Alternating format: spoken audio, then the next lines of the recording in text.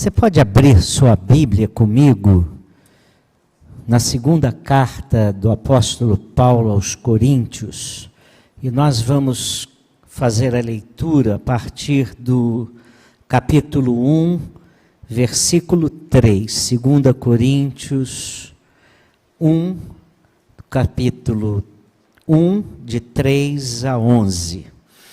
E eu queria falar sobre quando a dor é a nossa companheira. Quantos irmãos acham isso aí, esse texto bíblico? Eu queria reforçar o convite aos irmãos. Na quarta-feira que vem, nós vamos receber aqui o pastor Fernando Brandão, que é o diretor executivo da Junta de Missões Nacionais. É uma das grandes juntas missionárias que nós temos no mundo. Ela trabalha entre os brasileiros, e nós temos quase 1.000 missionários espalhados pelo nosso rincão pátrio. Pastor Fernando Brandão, ele é o coordenador disso tudo, e nós vamos poder ter uma noção da obra missionária que Deus tem feito através dos batistas no nosso Brasil. Pastor Fernando Brandão é considerado hoje um dos mais importantes missiólogos do nosso país. E é um privilégio muito grande recebê-lo. Pastor Mauro disse que a agenda dele é bem cheia, sobretudo em setembro, que é o mês de missões nacionais.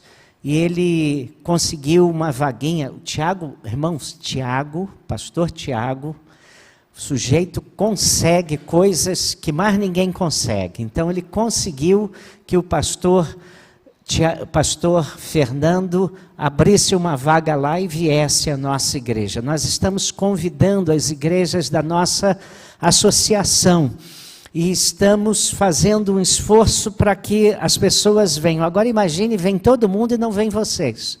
Então, eu vou ficar zangado com você se você não vier. Vou olhar com cara feia. Eu já sou feio. Eu de cara feia, irmãos, é pavoroso, tá? Estou convocando vocês para quarta-feira, 7h30, no nosso culto de missões.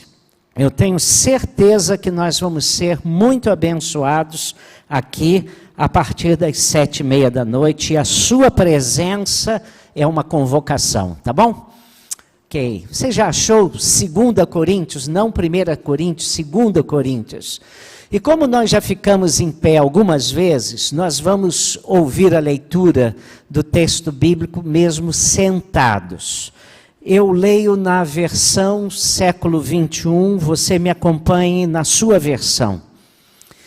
Bendito seja o Deus e Pai de nosso Senhor Jesus Cristo, Pai das misericórdias e Deus de toda a consolação, que nos consola em toda a nossa tribulação, para que também sejamos capazes de consolar os que passam por alguma tribulação, por meio da consolação com que nós mesmos somos consolados por Deus.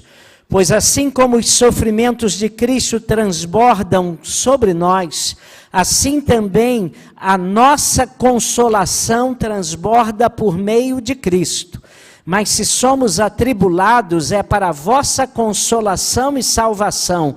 Se somos consolados, é para a vossa consolação, a qual produz perseverança, para que suporteis as mesmas aflições que nós também sofremos. E a nossa esperança a vosso respeito está firme, sabendo que, visto que sois participantes dos sofrimentos, assim também sereis da consolação. Irmãos, não queremos que ignoreis a tribulação pela qual passamos na Ásia, porque foi muito acima das nossas forças, de tal modo que chegamos a desesperar da própria vida.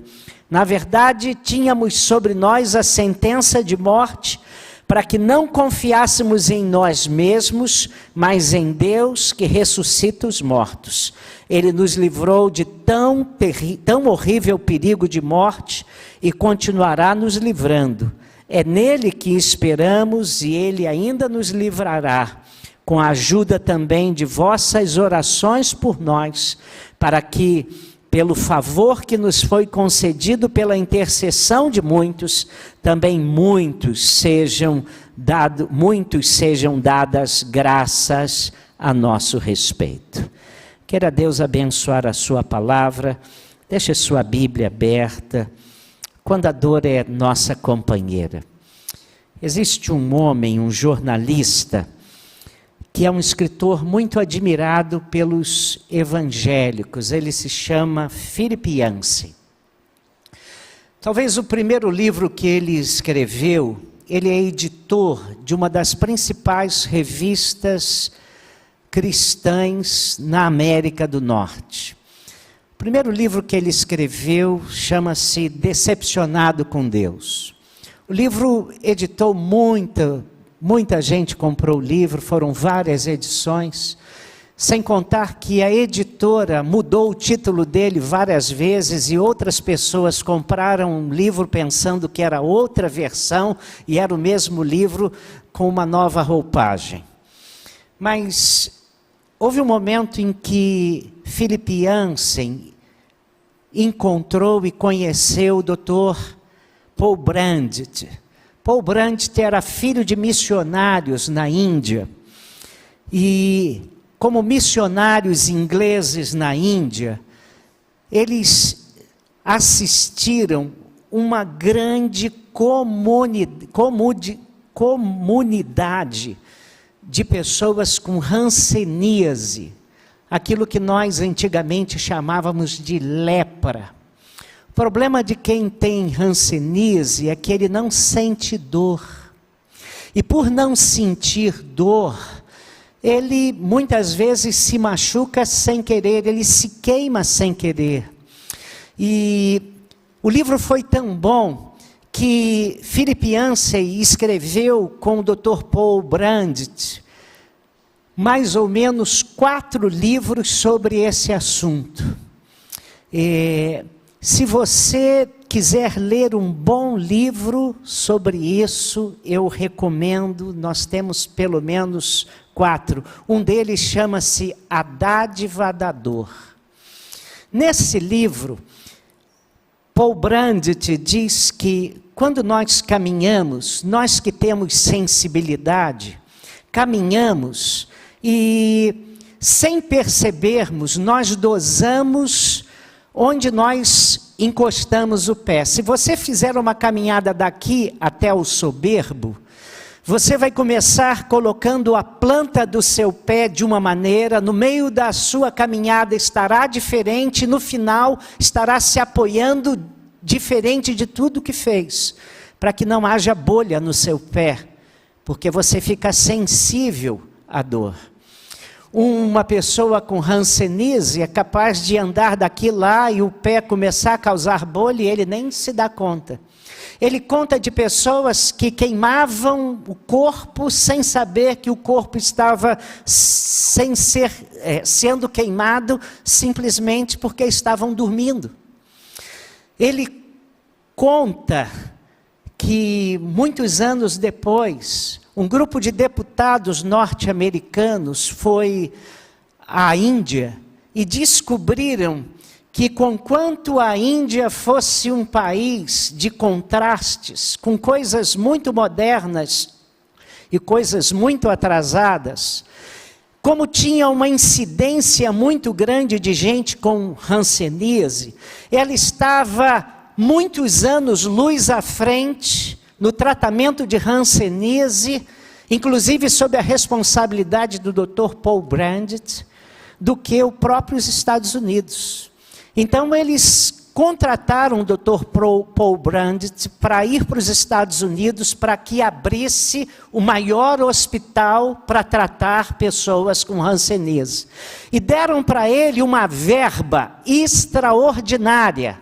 Criaram uma comissão liderada por ele e a tarefa da comissão era substituir algo que pudesse substituir a dor.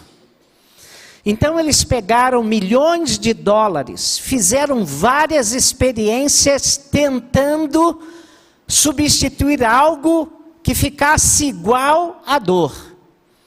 E eles foram gastando dinheiro. Primeiro eles colocaram um sinal. Quando era alguma coisa que ia causar dor, apitava.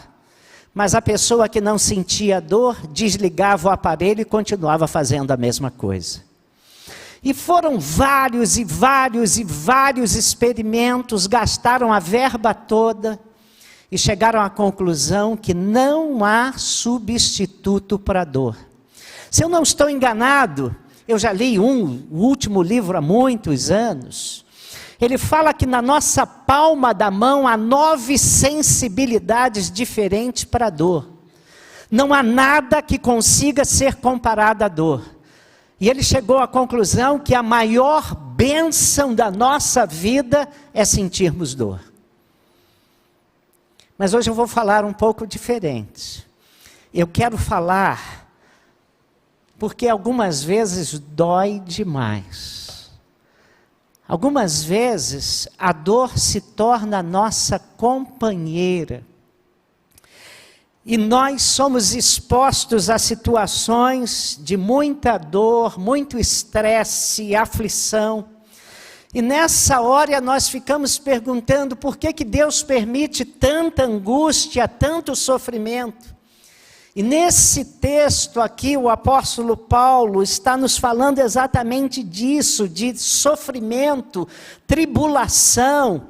E ele chega a contar o desespero que ele mesmo sentiu diante da dor extrema que ele enfrentou.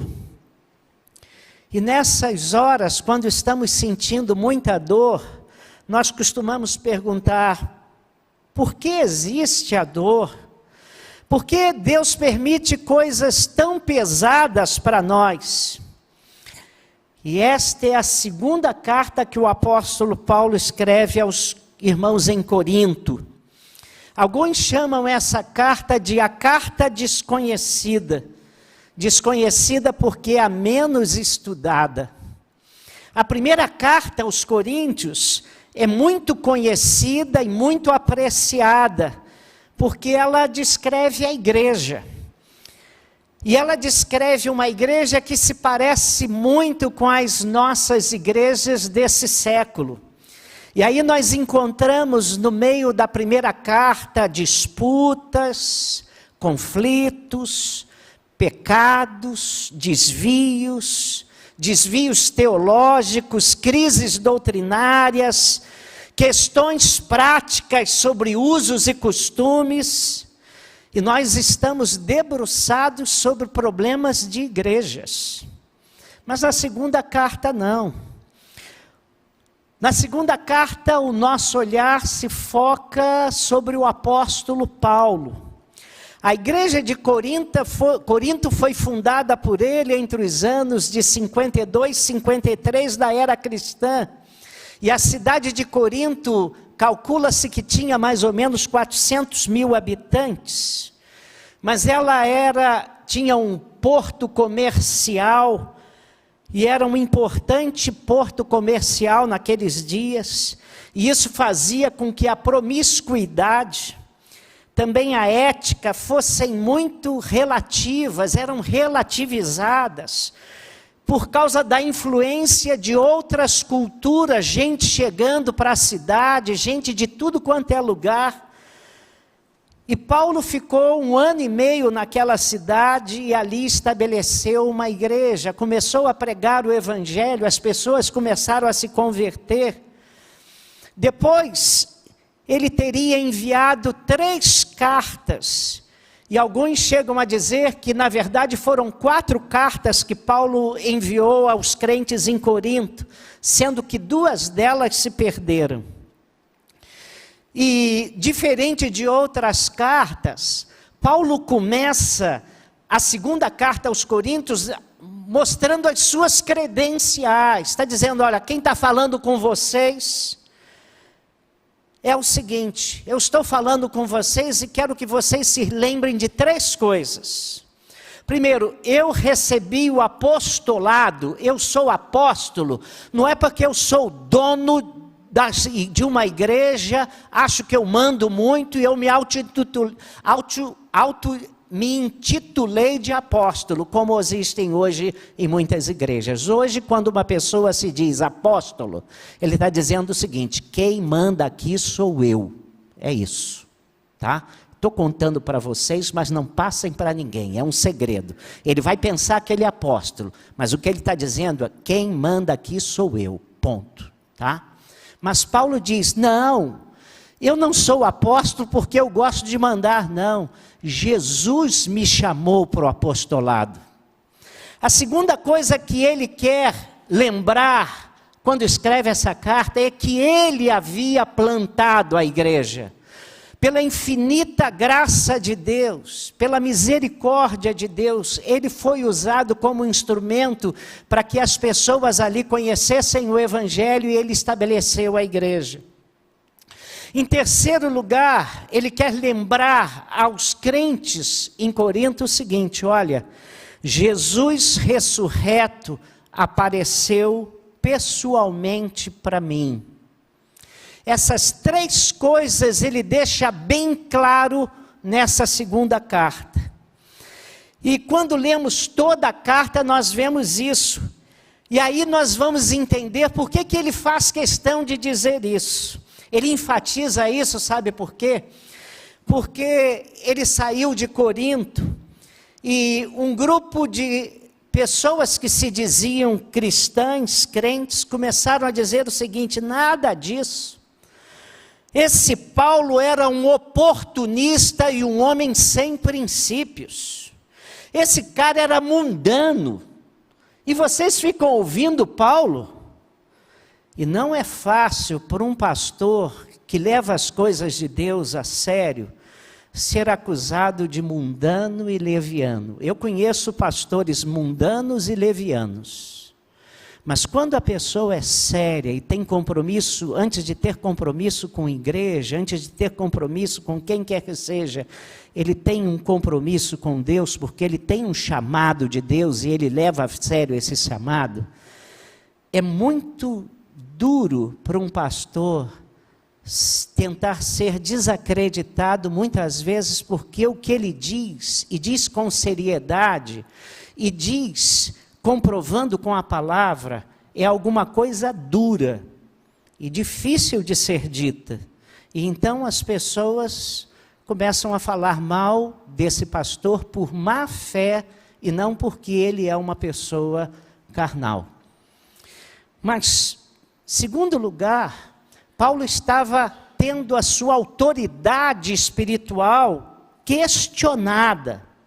E aquelas pessoas diziam assim: Deus falou por esse homem, Deus falava pelo apóstolo Paulo.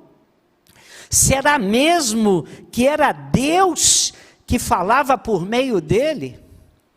E a terceira coisa para desvalorizar Paulo, aquelas pessoas estavam criticando os seus sermões. Olha, a carta dele é muito dura, vocês estão lendo aí a carta que ele escreveu para vocês, mas quando ele está conosco, ele é tímido e fraco. E aí, eles diziam o seguinte: os sermões dele são fracos e desprezíveis. E aí, irmãos, Paulo vai responder a essas pessoas. E Paulo vai dizer o seguinte: isso tem me trazido sofrimento, sim. Mas nós passamos por sofrimentos. Ser cristão não é ter um apólice seguro contra os males comuns da vida. Vou repetir isso. Eu acho que essa frase eu já falei umas 100 vezes ou mais aqui, ao longo de tantos anos que estou aqui. Ser cristão não é ter uma apólice seguro contra os males comuns da vida. Crente sofre, crente passa por sofrimento, Mas Paulo, nesse texto, vai dizer que nós temos o Deus de toda consolação. E nesse texto que eu acabei de ler, duas palavras são repetidas: aflição e consolo, são duas palavras. A aflição pode ser traduzida por expressões mais modernas usadas hoje: pressão e estresse. Todos nós passamos por pressões e estresse. E muitas pessoas hoje se sentem assim quando enfrentam o dia a dia, o cotidiano, ou então quando pensam no dia de amanhã. A palavra consolo aqui, nessa carta, é a mesma palavra usada por Jesus ao se referir ao Espírito Santo como consolador. Jesus usa o termo grego paracaléu, que também tem a ideia daquele que está ao lado, o encorajador, fortalecedor. E aí, o apóstolo Paulo vai dizer o seguinte: nós temos que nos lembrar que as pressões, os estresses, as aflições, as tribulações estarão sempre presentes conosco. E frequentemente, quando passamos por sofrimento, a primeira oração que nós fazemos é a seguinte: Senhor, Senhor, não permita que a gente tenha que passar por tamanha dor. Deus, livra-me dessa dor. Raramente, quando nós passamos por um sofrimento, oramos dizendo: Senhor, Senhor, fortaleça-me para eu enfrentar essa dor como o Senhor quer que eu a enfrente. Nós não queremos ser fortalecidos no meio das dificuldades. Nós queremos nos livrar das dificuldades. Nós queremos que os problemas desapareçam e sumam. E aí, quando Deus não tira as nossas aflições, nós nos enchemos de raiva, de culpa, de medo, de preocupação e não poucas vezes de murmuração. E começamos a falar mal, a resmungar contra Deus. Mas se você olhar para os relatos bíblicos, verá que muitas vezes, inúmeras vezes, e nós temos na Bíblia esses registros, Deus não livrou os seus filhos de provações. Deus não livrou homens fiéis de provações, de pressão, de estresse, de problemas, de sofrimento. Os amigos de Daniel não foram impedidos de serem atirados à fornalha de fogo ardente. Aliás, o próprio Daniel não foi impedido de ser atirado à cova dos leões. Mas o que sempre vimos é que Deus sempre esteve com eles. E sempre estará conosco quando passarmos por provações, angústias e aflições. E a gente não aprende.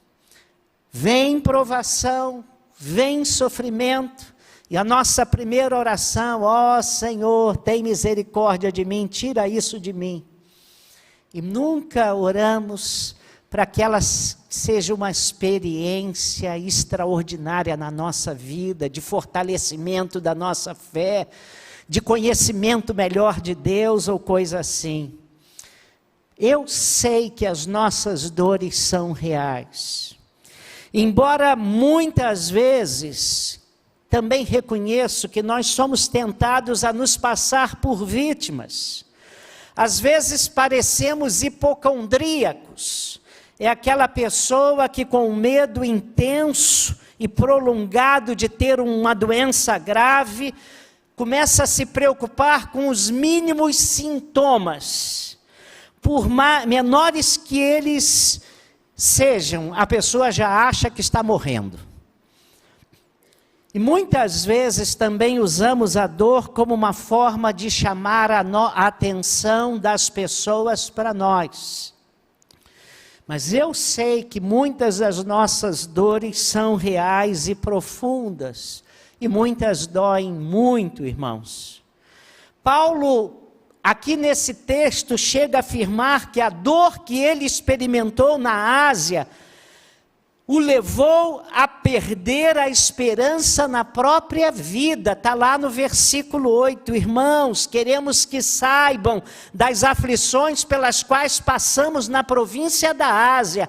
Os sofrimentos que suportamos foram tão grandes e tão duros que já não tínhamos mais esperança de escapar de lá com vida. E o fato de termos Deus ao nosso lado não impede que sintamos dor. O que eu estou falando é óbvio, mas eu vou repetir. O fato de termos Deus ao nosso lado não impede que sintamos dor. Entretanto, ao lermos, ao observarmos esse texto de hoje, 2 Coríntios 1, de 3 a 11, nós observamos que a dor pode ser amenizada se tivermos algumas compreensões bíblicas.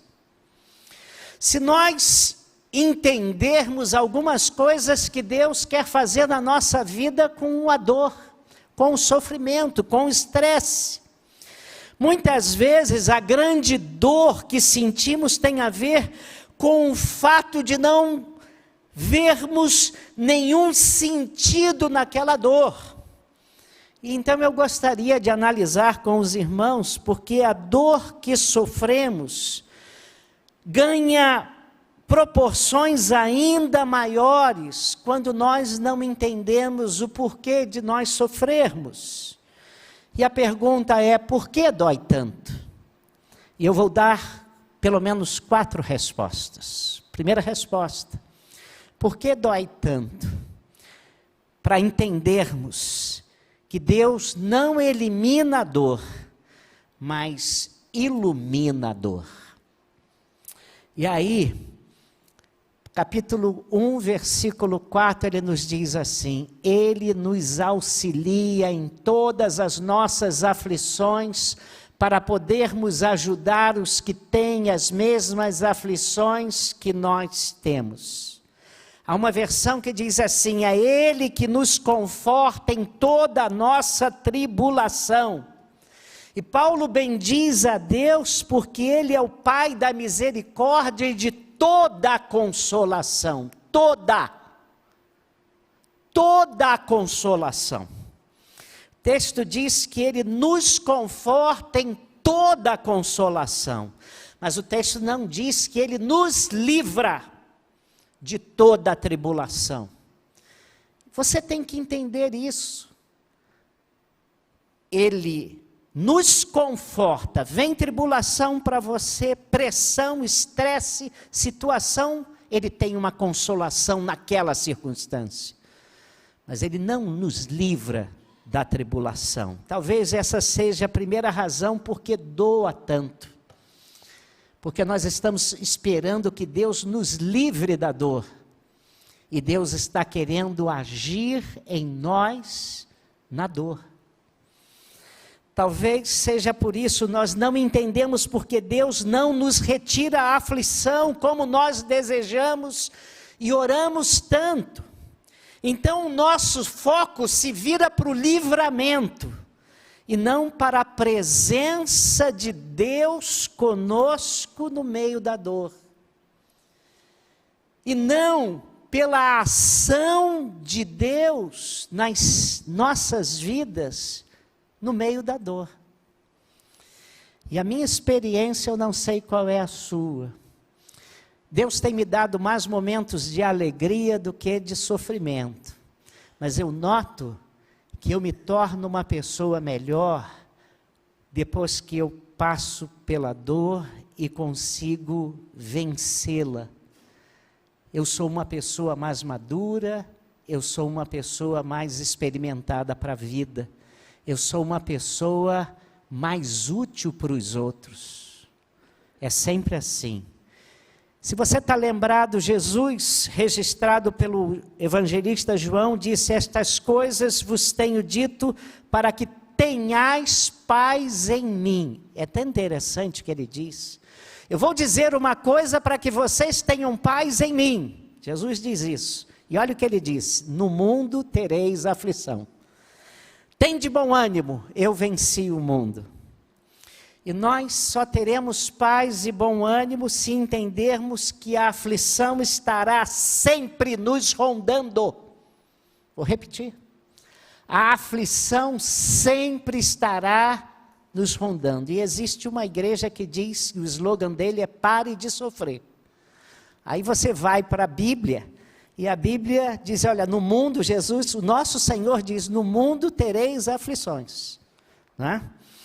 E, irmãos, se nós entendermos que a aflição sempre estará nos rondando, é um ponto. Mas o segundo ponto que nós temos que entender é que mesmo a aflição nos rondando, Deus nunca nos deixará atravessar noites escuras sem a sua presença.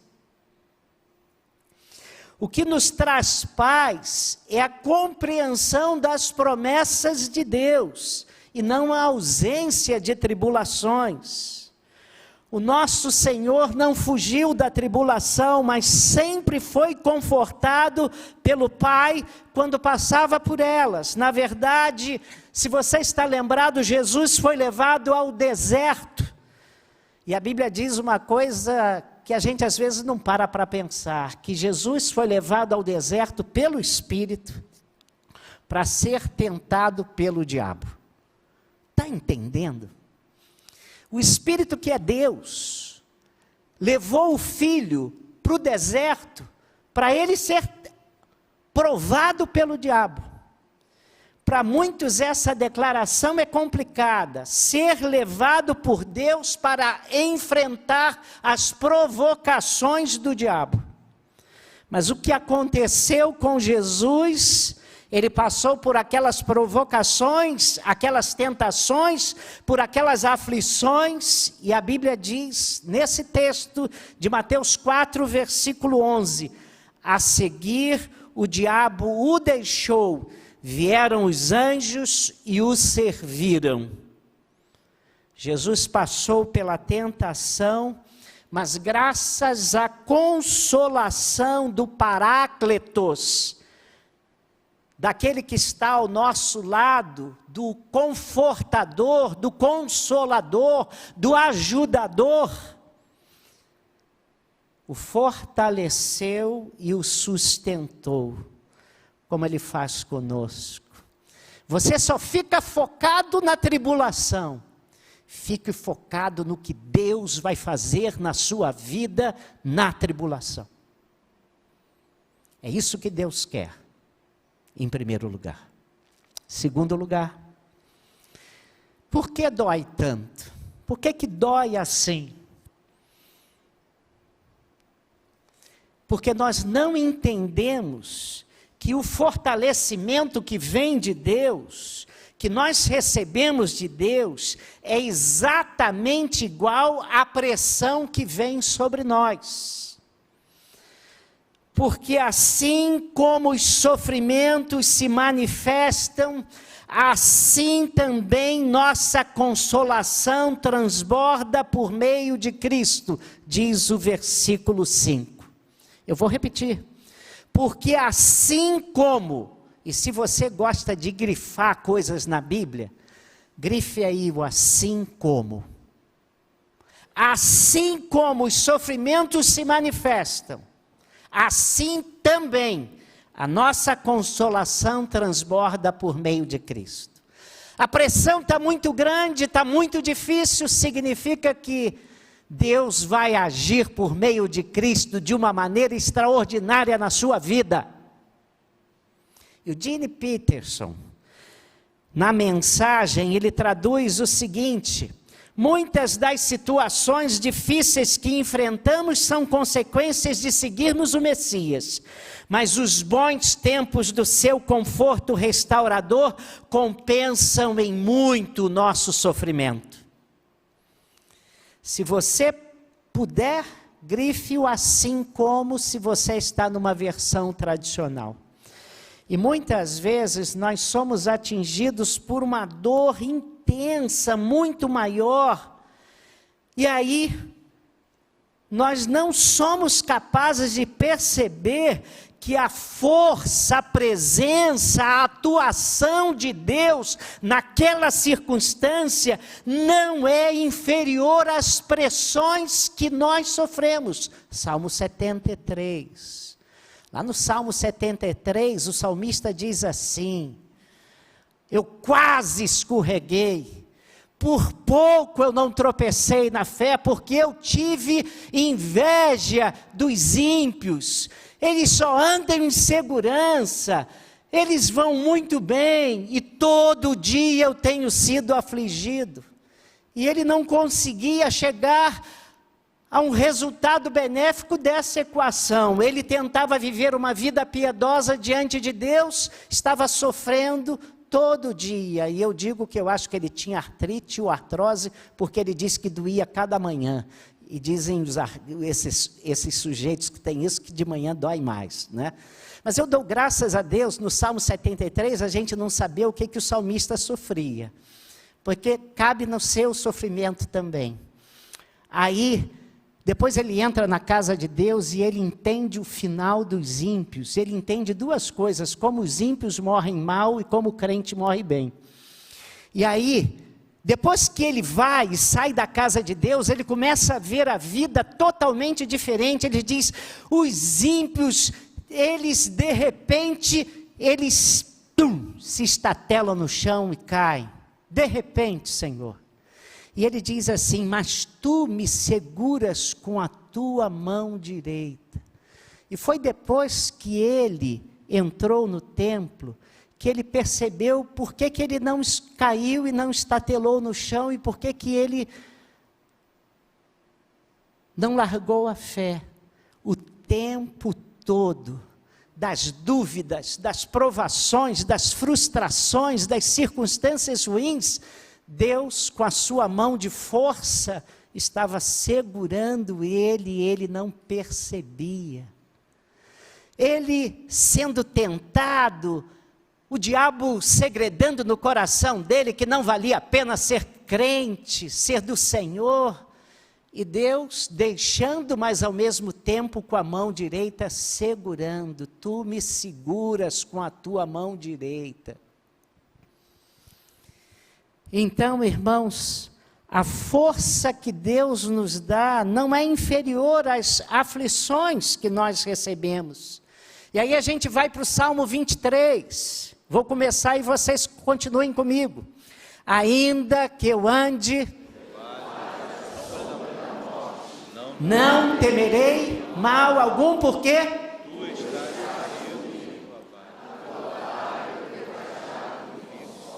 eu posso enfrentar o vale da morte. Se eu tiver que enfrentar, eu sei que eu não preciso temer, porque tu estás comigo. Nunca atravessaremos o vale da sombra da morte sem a presença do bom pastor. Paulo afirma no versículo 8, olhe para a sua Bíblia: porque não queremos, irmãos, que ignoreis a natureza da tribulação que nos sobreveio na Ásia, porque foi acima das nossas forças, a ponto de desesperarmos até da própria vida. E ele fala de uma experiência que ele teve na Ásia, e ele chegou à conclusão que ele não tinha condições de enfrentar tamanho sofrimento. Mas lá em 1 Coríntios, o apóstolo Paulo já tinha dito à igreja, na primeira carta que ele escreveu, que Deus não nos tenta e não nos prova acima das nossas forças, mas a impressão que Paulo tinha é que o sofrimento que ele estava tendo na Ásia era muito acima das suas forças. E aí o Paulo dizia na primeira carta de Coríntios 10, 13, não vos sobreveio tentação que não fosse humana, mas Deus é fiel e não permitirá que sejais tentados além das vossas forças. Pelo contrário, juntamente com a tentação vos proverá livramento de sorte que a possais suportar. O cuidado de Deus sempre estará presente nas dores e angústias mais intensas que tivermos de experimentar. A força de Deus caminha conosco no meio do conflito, no meio da aflição e no meio da dor. O bom pastor está presente. Se somos participantes dos sofrimentos, seremos também da consolação, diz o versículo 7. Olhe para aí. A dor que enfrentamos terá a maravilhosa graça de Deus como resposta. E é por isso que Deus, muitas vezes, permite sofrimento. Ah, pastor, por que dói muito? Porque muitas vezes perdemos a dimensão do propósito de Deus naquele sofrimento. E aí eu leio com vocês o versículo 6. Se sofremos é para que vocês recebam ajuda e salvação, diz a linguagem de hoje. Se somos ajudados, então vocês também são e recebem forças para suportar com paciência os mesmos sofrimentos que nós suportamos. Traduzindo essa afirmação, está dizendo o seguinte: o sofrimento que nós experimentamos se torna inspiração e fonte de consolo para outras pessoas que andam conosco. Tornam-se fonte de inspiração para a igreja, tornam-se fonte de inspiração para amigos, para os filhos, para os jovens. Nessa igreja, nós já conhecemos muitas pessoas queridas que passaram por muitos e intensos sofrimentos. E no sofrimento eles foram bênção para nós. Eu vou citar um, mas eu poderia citar vários irmãos. Eu vou me recordar, e você talvez se recorde, do nosso querido e saudoso irmão Zedequias. Ele foi diagnosticado com câncer. Ele foi fazer tratamento, ele estava fazendo tratamento. E você ia visitá-lo. E você ia visitá-lo para consolá-lo. Nós fizemos isso, vários irmãos aqui da igreja fizeram isso, várias famílias. E nós chegávamos lá para dar uma palavra de consolo.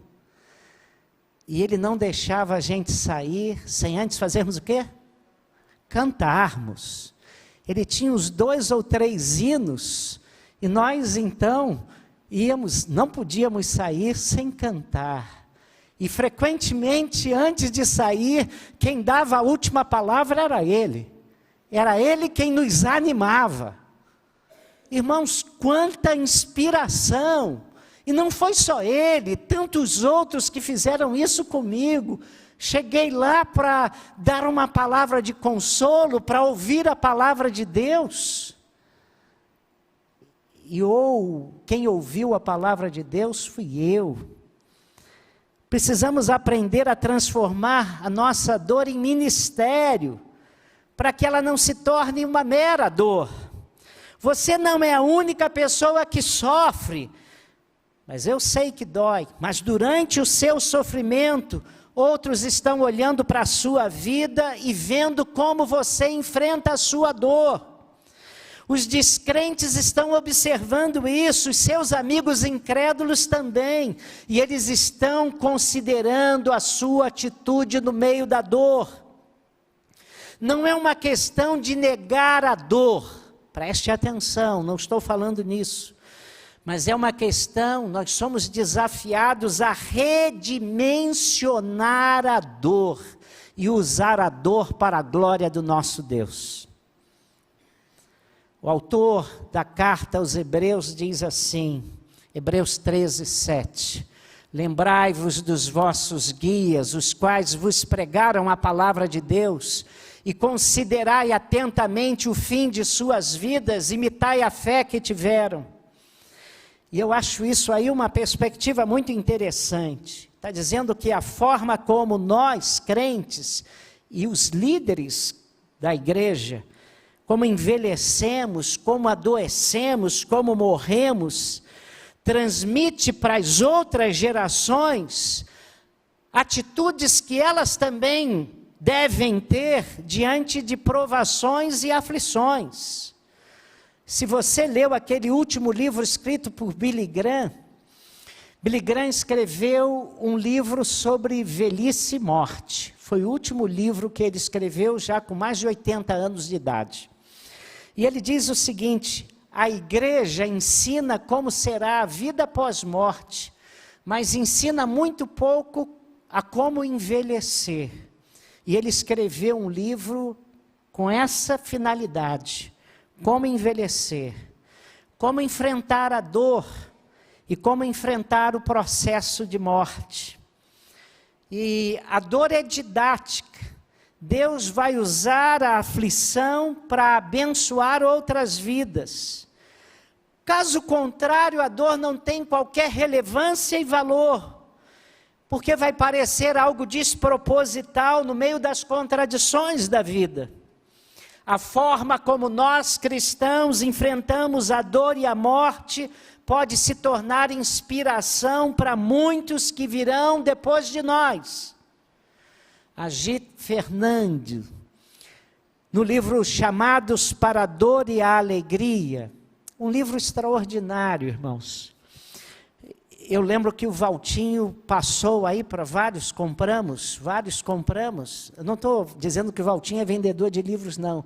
Mas o livro era tão bom que o Valtinho adquiriu uns tantos e falou: olha, vocês querem? Eu comprei e fiquei fascinado. Não parei enquanto não acabei de ler aquele livro. Praticamente eu devorei o livro. E ele conta de um missionário que serviu durante muitos anos entre um grupo de pessoas não alcançadas pelo Evangelho.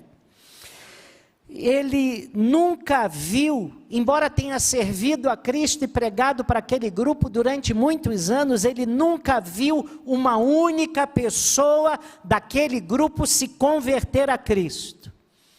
E após a sua morte, um jovem missionário foi enviado para substituí-lo. E ele ficou surpreso, o jovem missionário ficou surpreso ao ver um número grande de pessoas ali respondendo ao Evangelho. E aí ele perguntou: por que vocês não responderam ao Evangelho durante aquele longo tempo em que aquele grande missionário esteve com vocês? Ele pregou para vocês, ele viveu uma vida bonita e vocês não se converteram. E agora vocês estão se convertendo comigo, por quê? E eles disseram o seguinte: é que aquele velho missionário nos disse que se nós nos tornássemos seguidores de Cristo, nós não temeríamos mais a morte. Nós ficamos muito impressionados com isso, mas para saber mesmo se isso era verdade, nós esperamos ver como é que ele ia morrer. E nós vimos o modo como ele encarou a morte, e o modo como ele encarou a morte foi tão tocante, que nós queremos também o Cristo dele. Eu me lembro do saudoso pastor Manuel Xavier dos Santos Filho, Caraí. Xavier foi diagnosticado com câncer com 53 anos de idade. Aí, no início parecia uma coisa simples, só que era uma coisa muito ruim. Quando foi diagnosticado, ele já estava com metástase em todo o corpo. Não sentia uma única dor no início.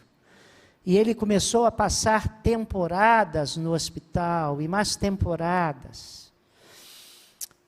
Ele disse que um dia, o melhor sermão que eu já ouvi de um pastor aqui na Convenção Batista Fluminense, foi pregado pelo pastor Manuel Xavier dos Santos Filho, um pouco antes de morrer. Aquele dia ele botou todos nós para chorarmos. Mas uma coisa tocante foi que um dia ele disse assim: vou morrer. Então pediu aos médicos uma alta, mesmo que fosse provisória, porque ele precisava pregar para a igreja dele. Era meio da semana, ele disse: eu acho que eu vou morrer hoje. Então convocou a igreja para um culto. Nós temos o Bergson, o Exil, que é daqui, o nosso saudoso Celso Lacerda também era, irmã Virgínia. Nós temos um grupo bom de irmãos aqui que foram membros da Memorial da Tijuca. E alguns desses irmãos foram àquele culto, desceram e foram. E naquele culto, ele chamou os vizinhos dele, todos. Estavam lá vários vizinhos. E ele disse: olha, hoje ninguém chora. Hoje não é dia de choro. Daqui uns dias vocês, se quiserem, chorem. Mas hoje é dia de alegria, que nós temos que celebrar a salvação. E ele deu um testemunho tão eloquente da sua fé, que aquilo foi inspiração. Eu acho que nós temos esse vídeo gravado e vale a pena. E o hino predileto dele era aquele que diz: ó Pai, eu queria tanto ver. Como é que é o nome disso? O autor da minha fé. E no final, a igreja toda terminou cantando aquilo. E aquilo foi uma grande inspiração para todos nós. Um dia que seria um dia de lamento e dor, foi um dia de celebração de Jesus em nossas vidas. Irmãos, nada de murmuração e reclamação. Ele disse: hoje nada de choro. Virá o dia em que vocês vão chorar, mas hoje não. Ele sabia que Deus tinha o controle de tudo e que a sua vida era do Senhor, e sabia que Deus era fiel.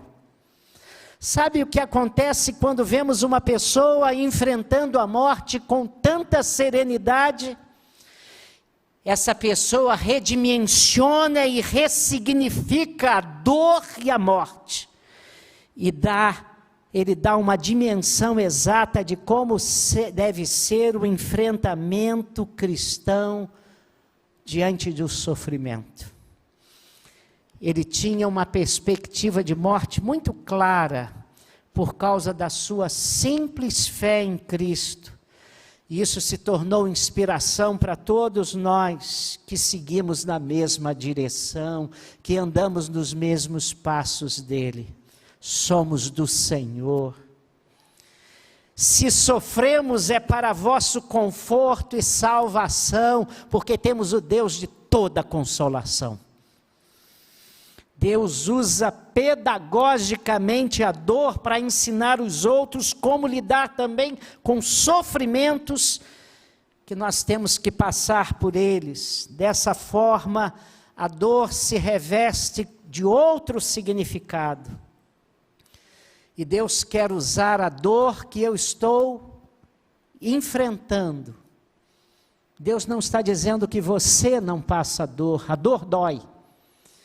Mas quer usar a sua dor como um ministério.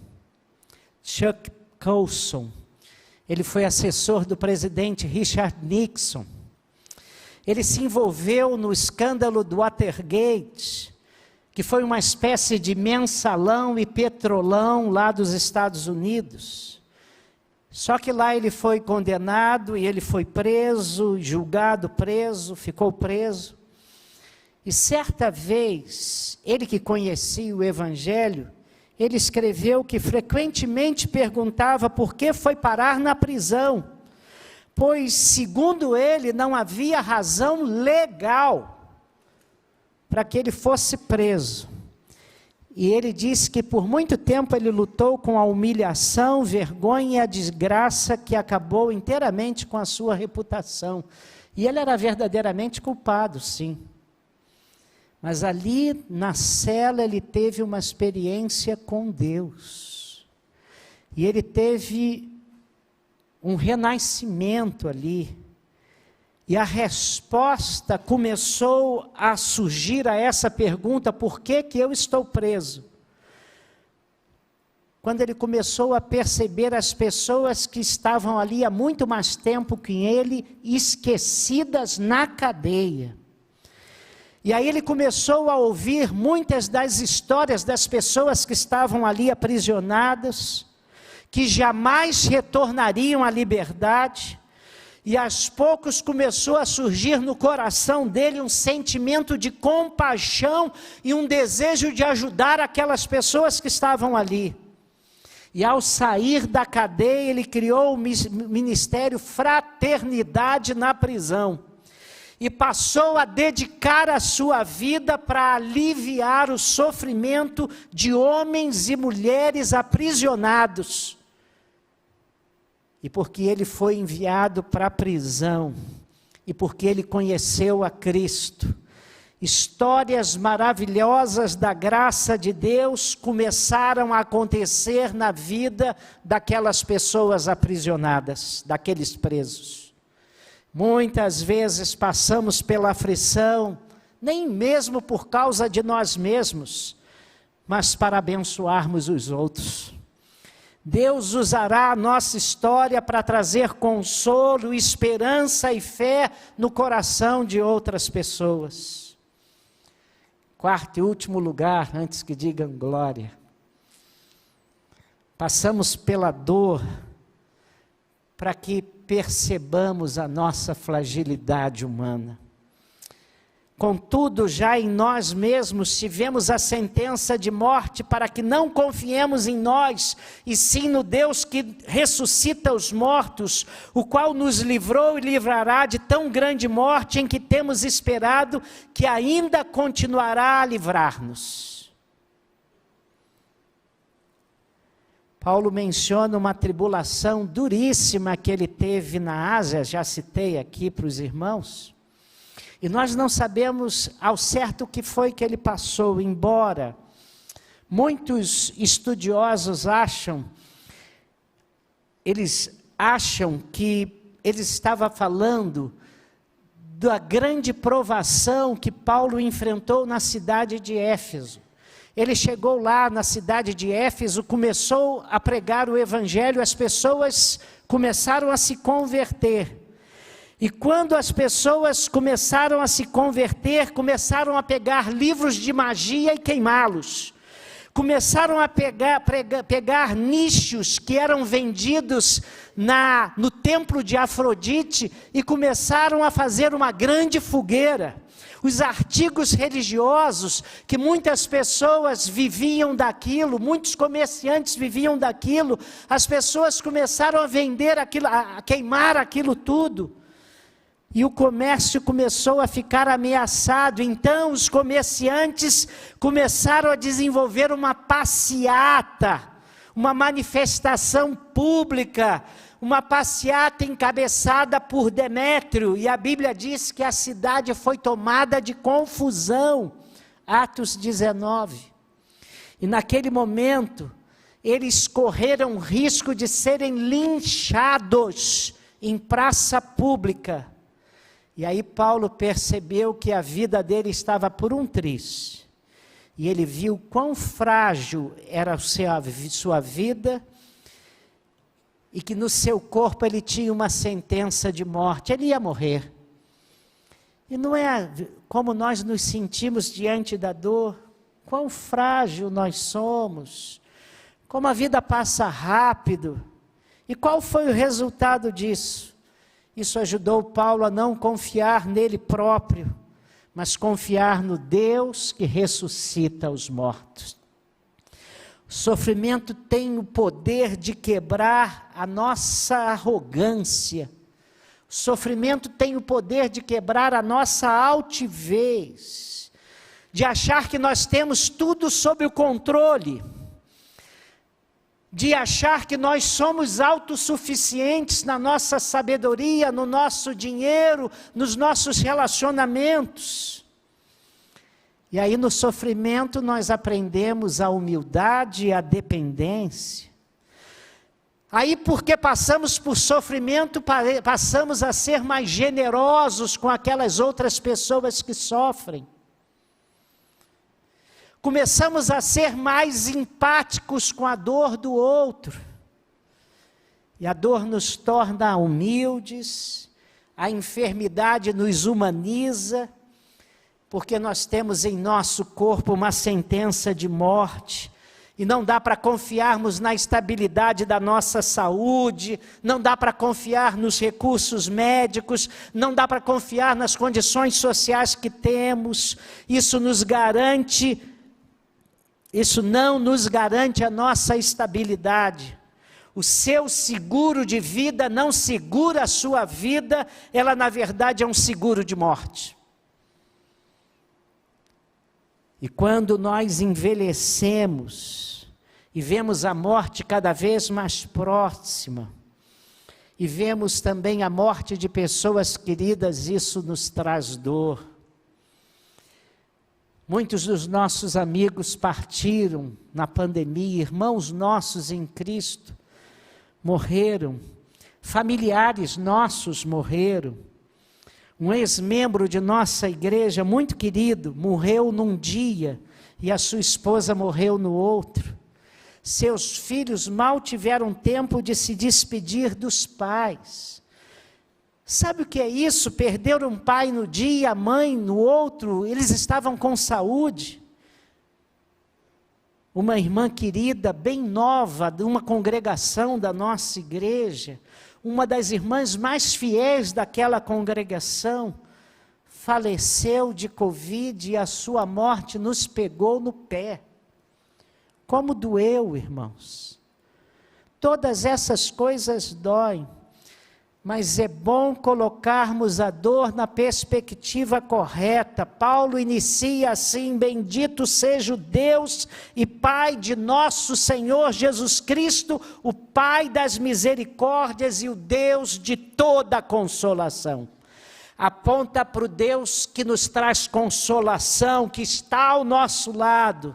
E aí nós aprendemos que a sua presença não elimina os problemas, mas ilumina-nos nos problemas, nos conforta quando atravessamos por aflições. Ele não permite que a nossa dor seja maior do que o fortalecimento que Ele nos dá, e por isso nós sobrevivemos.